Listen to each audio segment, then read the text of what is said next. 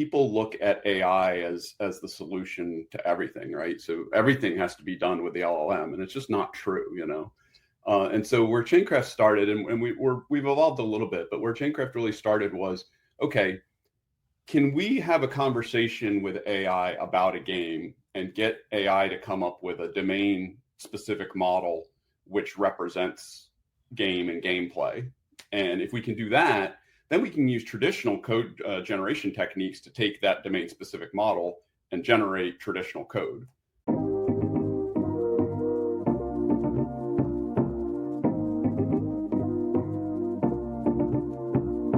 GM, welcome to what's going to be another fantastic episode of DevNTell, the Builder Series edition today.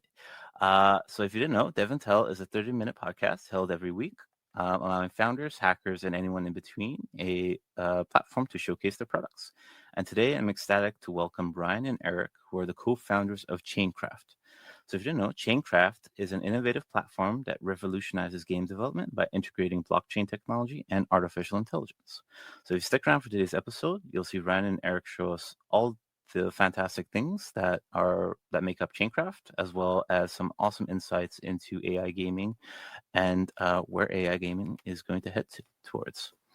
All right, with that, let's get going. But first, a word from our sponsor. Today's episode of DevNTell is brought to you by our friends at Arbitrum. Arbitrum is a technology suite designed to scale Ethereum. You can use Arbitrum chains to do all the things you do on Ethereum, but your transactions will be cheaper and faster. With over 3.8 million ETH saved, 1.69 million active wallets, and over 1.7 billion total transactions, why would you want to settle for any less? Get started today by exploring Arbitrum's comprehensive docs and tutorials linked in the description below to help you get started launching your next dApp today. Now, on to today's show.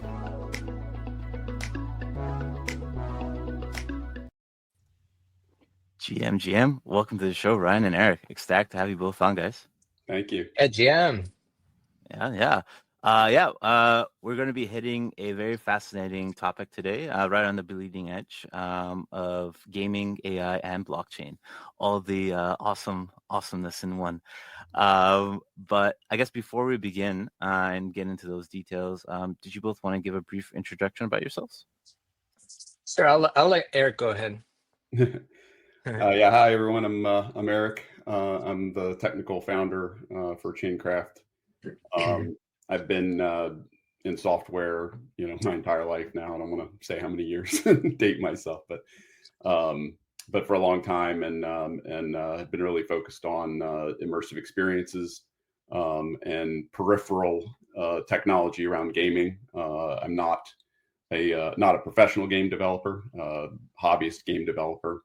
I think it's one of the things that kind of drew me to ChainCraft is being a gap filler, filling the gaps. Like, I know how to do certain things, but I'm not great at doing other things. How can I fill some gaps and be able to create a game that I couldn't create, without trying to put together a team and funding and everything else. So excited to be here. And Yeah, and I'm Ryan, aka Bucho. I have a background in film, tech, and actually the nonprofit space and education, kind of all wrapped into one. And always been a gamer my whole life. Been fascinated, modded things here and there. But I'm not a dev myself, but just kind of skim the surface of tech when it comes to things like that. But I'm excited to be here today. Thanks for having us. I'm excited to kind of chat more about what we're putting together. Yeah, my pleasure, and thank you for both of you taking the time out of your days to do so. I guess you guys seem to be kind of sort of the opposites, but you kind of attracted towards each other, and I'm just curious, like how did you guys end up co-founding ChainCraft together? Actually, it was I worked a lot with our third partner, Matt, who's not here. Matt and I worked for a startup together, and then after we left that startup, we did some contract work together, and actually, one of the contracts we were working on was with a blockchain company, and Ryan knew a lot more about blockchain than Matt or I. So we brought Ryan in to kind of do some consulting work. Ryan and Matt, I guess, have known each other for a while, and so after that contract was over, Matt approached me and said, "Hey, Ryan thinks that there's really a good opportunity to do something cool in the blockchain space, and is that something you're interested in?" I said, "Oh yeah, absolutely." So I didn't know Ryan that well when we started the company. I mean, I worked with him a little bit, but it's been an awesome experience. Ryan is amazing. His knowledge of blockchain and what really works with the community and doesn't work with the community, and his enthusiasm, and inspiration. So it's been a really, really good fit for us. Yeah, thanks, Eric. We've started this. It's probably been over a year since the first few just meetings and brainstorms. Eric really brings to the table just this knowledge of AI and just where it's at, what we can do with it. So he's like the AI guru on top of everything he's already really good at. And Matt was the one who kind of put us together, and it feels like a really good combination of skill sets. Matt's been in the game industry. He's at Austin, and he just knows the game industry and the business so well. And we just started chatting with this idea of AI is coming around.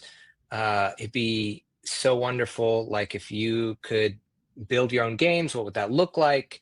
But could we enhance tools for developers? And it kind of started there of all these people are getting laid off.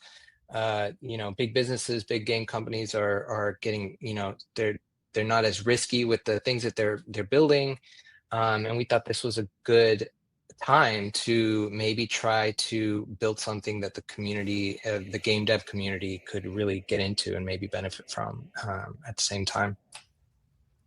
Yeah, you guys have built an interesting, or are building an interesting platform, combining kind of traditional game development with some of the more bleeding edge tech now. We're seeing a lot of people doing vibe coding.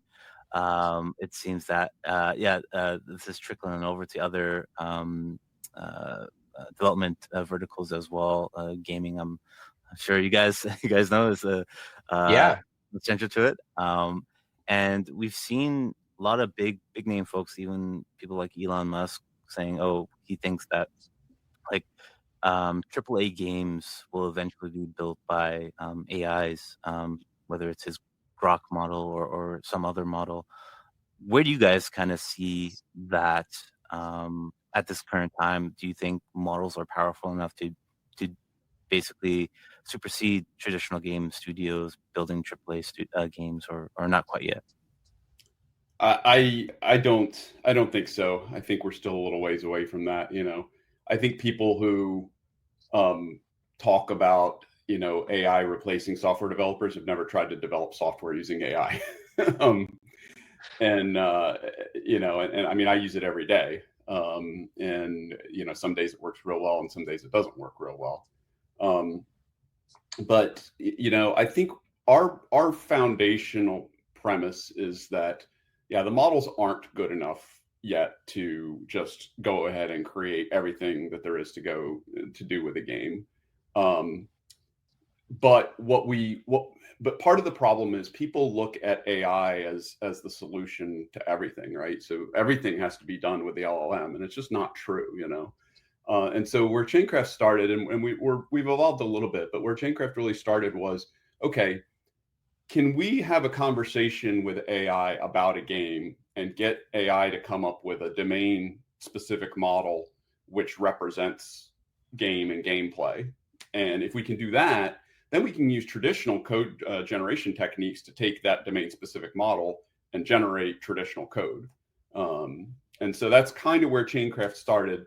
We're kind of in this intermediate phase right now where we actually have AI hosted games. So the AI, we're generating code using AI, but the AI is kind of gap filling a little bit.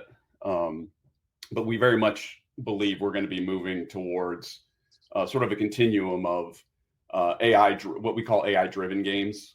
So those are games that are more narrative, or maybe there's a judgment aspect or something like that, all the way down to fully deterministic games where, you don't really need an AI to run them. But yeah, to answer your question, I don't think, I think that there's so much, vibe coding is interesting. But vibe coding really is, okay, you have a prompt and it generates some stuff, and then you go into something like Cursor, and then you're sitting there iterating in Cursor, trying to make it work, right? And what we really want to do is, we don't want you to be iterating, trying to make it work. What we want is, we want you to have a conversation with the game, with our agents, about the game you want to create. And when you decide on the game you want to create, we want to create that game. We don't want you to have to spend any time fixing syntax, fixing bugs, doing all those things.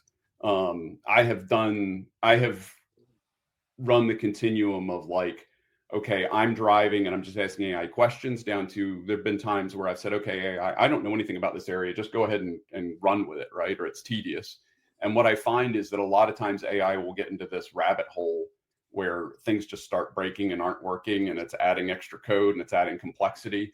And I would just shudder to look at what people are vibe coding these days, if we actually look at the code and how brittle and fragile it is. So we don't want to do that. Like, so we want to make it, let's have a conversation about the game you want to create. Let's design it. Let's figure out the assets from the blockchain. Let's figure out how to, what the gameplay logic should be and everything else. And then when we're ready and you push a button, our expectation is you don't ever have to look at a line of code. That's ambitious, but we think that is what an AI-powered game experience should be.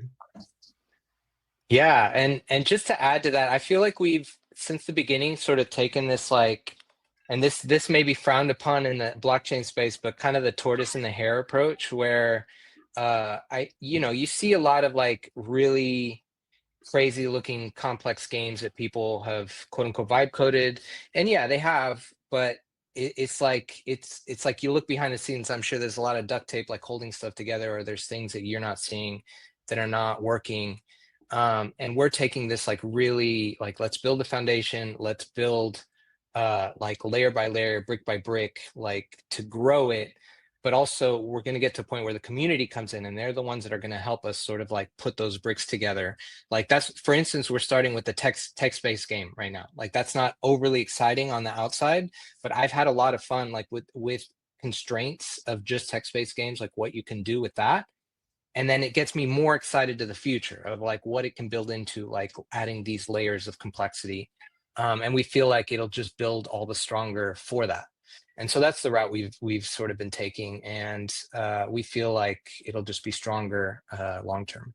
Yeah, and that's interesting to me, that everybody jumps immediately to wanting to use AI to create first-person shooters, and like really complex games and gameplay. But if you think about it, building a text-based game, you're going to have to address most of the challenges that you have in gameplay, in terms of, like, or in game development, like, what's the gameplay going to be like, and what are my states, and how do I interact with players and everything. And really, like, when you come down to building, building off of that to, so text-based games, and then, like, maybe card battlers, and then maybe more complex digital board games, and then eventually jumping into, 2D games and 3D games and everything. So it's kind of an evolution, but I would say 80% of the foundational pieces you need are present in the simplest version, which is text-based games. So if we can nail that, and one of the things that's allowed us to do is, contrary to a lot of platforms, we've been multiplayer from day one, because we were creating multiplayer, AI-driven multiplayer text-based games. So from day one, we were like, okay, how do we interact with multiple players? How do we manage state? How do we manage action and things like that? So it's just interesting to me, the approach people are taking of, let's create, like, the most complicated games. That's the metric for success, right? It's like, oh, if you can create a AAA game using AI, then you've done something. And I just think, like, let's start simpler, and create simpler games and then work our way up to that. 100%. Yeah, like people like to boast like the North Star and all this and that, but it's just like the reality is it's not there yet. And like, why would you want to try and build the entire house without actually starting with the foundations? So yeah, it totally makes sense. And you guys touched on it briefly. So ChainCraft is basically a chat-enabled game builder platform, but you also mentioned, Eric, that there are on-chain assets that you can also use to build your game. You guys want to talk briefly about the crypto angle or blockchain angle rather of ChainCraft? Yeah, Mhm. I can start, and then Ryan can kind of talk about the blockchain aspect of it. But just briefly, you know, I think a lot of I certainly am, something that has been a barrier for me to developing games is I suck at creating art, whether it's pixel art, whether it's 3D models or whatever. And when you're creating a game and you got a vision for a game, you don't want to go buy, just some off the shelf art and then wrap your vision around somebody else's asset. So the thing that's really attractive to me about blockchain and digital ownership is like we can create all these really innovative models for how artists and developers can collaborate, right? And the thing that I'm really excited about is it's called LoRa or fine tuning, right? So there are things out there. Civet AI is one. I think Leonardo, you can do it, where artists can basically provide a sample of a bunch of their artwork and generate a model that's fine-tuned to replicate their style, right? So now we foresee like you could mint a art generator, right? And then you could basically, license that out to game developers.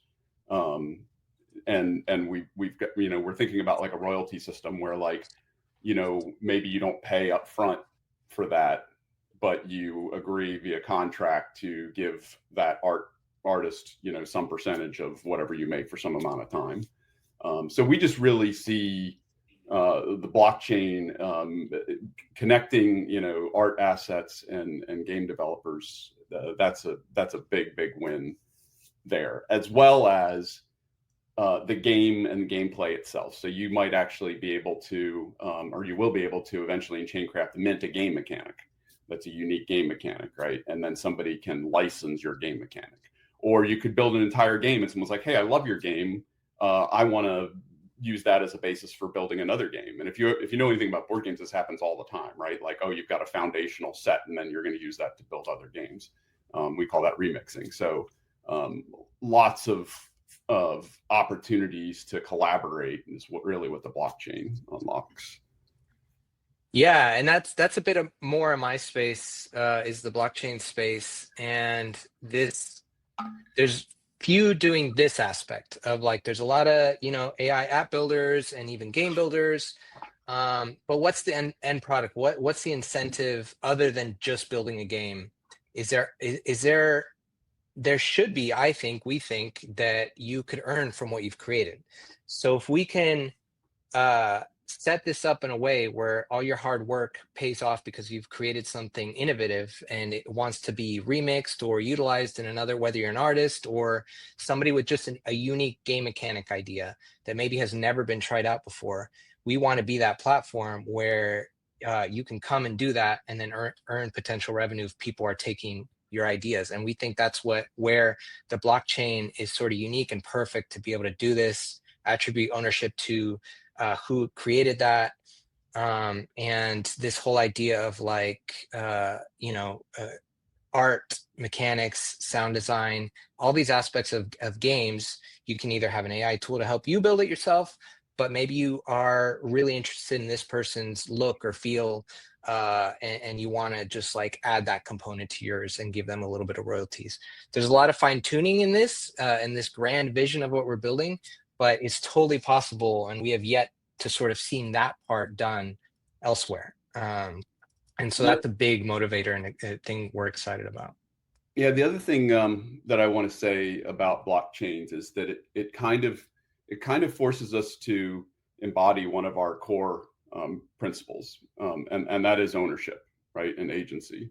So one thing, when we started ChainCraft, we said we do not want to be a walled garden, right? We don't want to be a Roblox. We don't want to be a platform, and not picking on Roblox. There's tons of platforms, but we don't want to be a platform where people can build games, and as long as that platform exists, they can play those games on that platform. So if we generate code, you're going to own that code. You're going to be able to take that code and go put it up on the Steam store or whatever. If we're running, if your game is AI driven, we're going to be giving you all the prompts and all the functions and everything that were used to generate that game. So like putting it on blockchain means like we can't just say, oh, well, you own this property, but you're really just leasing space inside our walled garden. No, it's like you own this. And in order for us to say you own this, we have to practice what we preach and make that asset completely available to you. Now, the caveat is that if you have engaged in contractual relationships with other artists or game developers and things like that, we have to figure out a way to make sure that all that happens, and it's easiest to do that through our platform.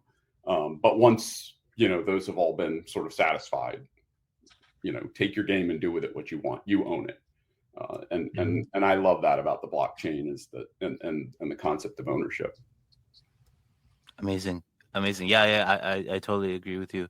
And just briefly, it seems that the chain of choice you guys have picked is Sanko, which is a Arbitrum layer 3 orbit chain. Do you guys briefly want to touch on why you went with Sanko?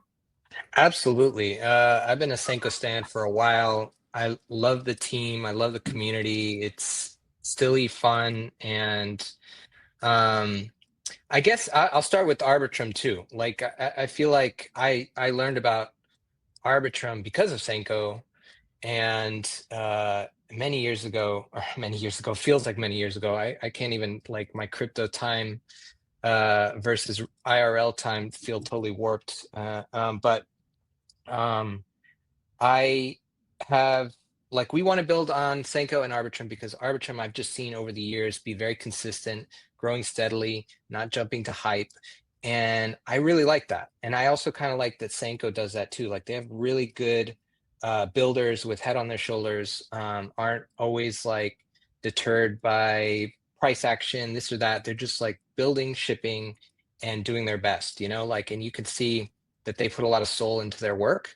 And I feel like the community that is part of that, like, and is in the Telegram and on Twitter, you can tell that they're in this way passionate about it. And a lot of people have been filtered out that maybe are the bad actors or are quick flippers, and that's hard to find. And so I really like that we are launching on Sanko, and we really want to grow and be part of that, because I believe in that team and the vision, and it'd be wonderful. Like, it's hard to find. So that's really why we are launching with Sanko. And then the technical side, like just the speed, just the ability for connecting to the devs, and Arbitrum in general are within reach. Like, really like the ecosystem. Awesome. Yeah, I mean, it sounds like a lot of check boxes Yeah. there. So yeah, I mean, why not? Amazing. And I guess coming back to the platform, the ChainCraft platform itself, is there a particular type of game developer it's targeted towards? Like perhaps like an indie game studio, indie developer, bigger studio? Like who would you say is your main target audience for ChainCraft? I mean, I think, in my mind, our ideal client profile would be a hobby, maybe someone who's not even like a game developer, like maybe someone who just, is more of a game designer, right? But somebody who, has a vision for something that they want to create, and they just kind of struggle with like getting it off the ground and getting it launched and figuring out how to connect to all the people. So they could be really any skill set. They could be a developer, they could be an artist, they could be a game designer. I play a lot of board games, and I'm just blown away by the creativity and the innovation that exists in the board game space. People just come up with these, I mean, there's, at the end of the day, I think Board Game Geek even did it. You can catalog, and there's like, some finite number of game mechanics, but the different ways those have been applied to create truly compelling experiences, interesting experiences. So that's kind of what I'm hoping to see, right? Is that we'll get this army of creators just creating really quality content way beyond what we've even been able to envision. That's not to say that if you're an indie game developer, you're not going to be able to create a game on ChainCraft. We certainly want to support, the game development community. But we kind of figured the game development community probably has a lot of the pieces that we're trying to bring, to the puzzle already. So I think we're targeting more people who would like to be indie game developers, but just don't have, gap filler. Really, that's kind of what I said at the beginning, right? Is like ChainCraft is a gap filler. You have a vision, you have an idea for an outcome, which is this amazing high quality game. You've got all sorts of gaps between where you are and where you need to get to, and ChainCraft is going to fill those gaps and help you get there.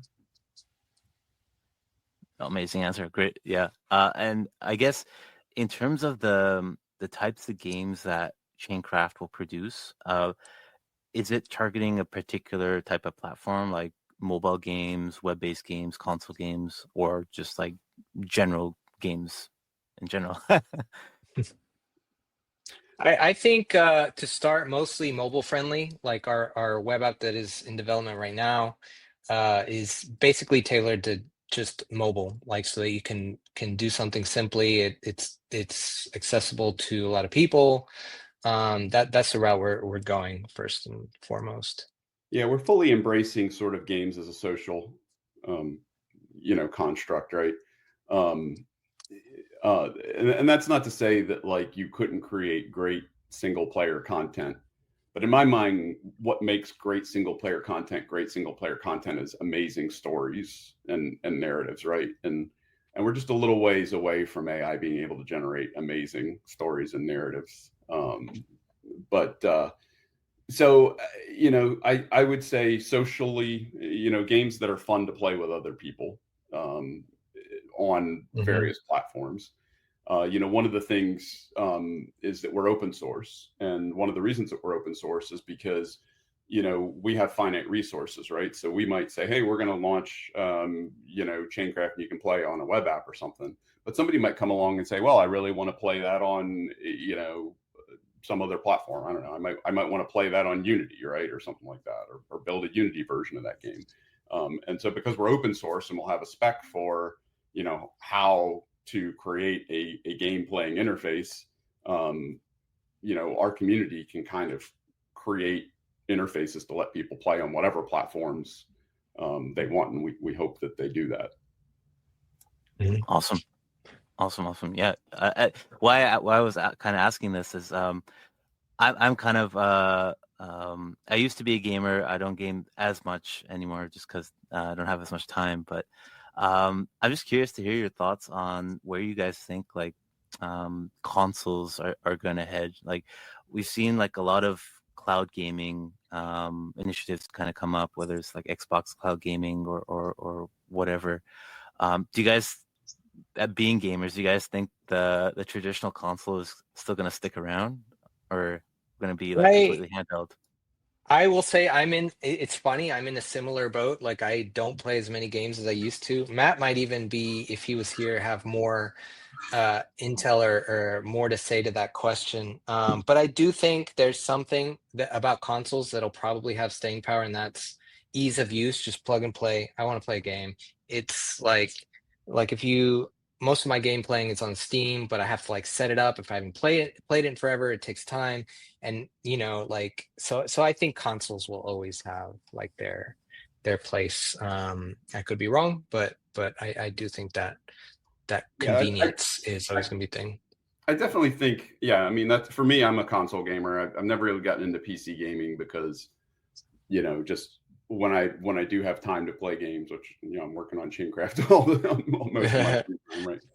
So when I do have time to play games, like I just want to be able to fire up, Horizon or something and play Horizon. But I think that we're headed to a world where you're going to be able to play the same content on any device, on phones, on AR. I just got a pair of X-Real 1 Pro glasses. I have a MetaQuest. And so I think we're headed to this place where the lines are going to get blurred and bandwidth, hopefully high speed bandwidth, satellite bandwidth is going to be going up. And so enough bandwidth is going to be available. Compute prices are going to go down enough where cloud gaming is really going to be a thing. And that's what I would be excited about is, just being able to, sit down and play a game on my console, and then like I'm in line at the DMV or something, and I can pull it up on my phone and keep playing on my phone or make progress or what have you. So I can't speak to the industry, but for me, yeah, consoles are still really important, but I really am excited about cloud gaming and sort of just being able to play same game across all your devices. Yeah, likewise. I think the industry is probably going to be headed towards there. It just like a lot of the compute now is being taken up by AI, so they got to share. They got to share. Yeah. As we're closing in on time here, I just want to get a couple more questions in. Is there anything you can share around the roadmap for ChainCraft? Right. Yeah, I think I'd like to share. So this also shout out to Arbitrum and Questbook. We got a grant with them to develop our web app. We are developing our web app, so that's something that is immediately what we're working on, and little by little we're going to be opening that up to through invites for people to come test out and play test and give us feedback as we grow that. And we're kind of aiming for a way for you to build a game and then duel somebody and wager with token duels is something. So that's kind of going to be our base, like main MVP that we're aiming for. And we're excited about that.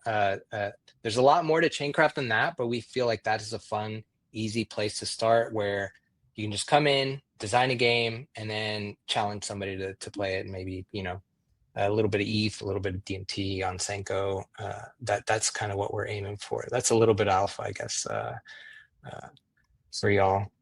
Yeah, I've been working a lot on our engine and so we have a basic capability where for AI driven games, like we can you can describe a game, you could do it on our Discord right now, you could describe a game and then you could play the game and the AI will simulate the game, but there's certain things that you really need more deterministic and reliable things. And so when you're depending on a model, it can be hard sometimes to get deterministic and reliable, especially if we're going to start, as Ryan talked about, doing token duels and things like that. So what I'm working on our engine side is incorporating some principles of Kodak. If you've ever heard of that, it's one of the principles that Manus is based on. And so instead of the AI basically just kind of generating like, well, here's the game state, the AI generates code that uses a whole bunch of, libraries of functions and things like that. And so the game state's very deterministic. The AI just says, oh, okay, here's the player action, here's the code, execute that code. So we're in the early stages of testing that right now, but seems to be pretty promising. So I think that's going to be exciting, and it's going to open the doors to creating more complex games and getting good results from them. Yeah, that sounds awesome, and congratulations on securing the grant. And yeah, really looking forward to seeing the platform get further built out. I guess my last question is like, if people want to start playing with ChainCraft today and follow progress, like how can they do that? I would say follow Twitter and join our Discord. It's a little slow right now, but we definitely encourage you to be there for when we are going to start like like being more vocal about inviting people and opening that up more and more. So yeah, the Discord is and Twitter probably the best places to keep tabs on us. Yeah, I mean, you could also, you can also check out our repository, because it is open source. So if you want to, look at what we're doing there, and I would say like a lot of the people that are working with us right now have just been captivated by the idea, and have been excited to work on it. So we're definitely going to be wanting people to help us kick the tires on this thing. So get on Discord, get active, reach out, tell us how much you want to participate, and we'll find a way to get you in there. Amazing. You heard it here, folks. The link to their Discord will be in the description of this video below. So definitely join and play around with ChainCraft. I mean, you're on the bleeding edge here of blockchain AI game development. So you definitely want to get in that. And with that, just want to thank you both, Eric and Ryan, for coming on the show today. Really appreciate you taking the time out of your day to do so. And we're looking forward to that web app getting developed here. Us too. Thanks for having us. Thank you. My pleasure. All right, gang. With that, wish you have a great Wednesday, wherever you may be, and we'll catch you back here on Friday for another episode of DevNTell. Right on. Have a good one. Bye. Cheers. If you enjoyed this episode of DevNTell, be sure to subscribe to never miss an episode. Till the next one. Cheers.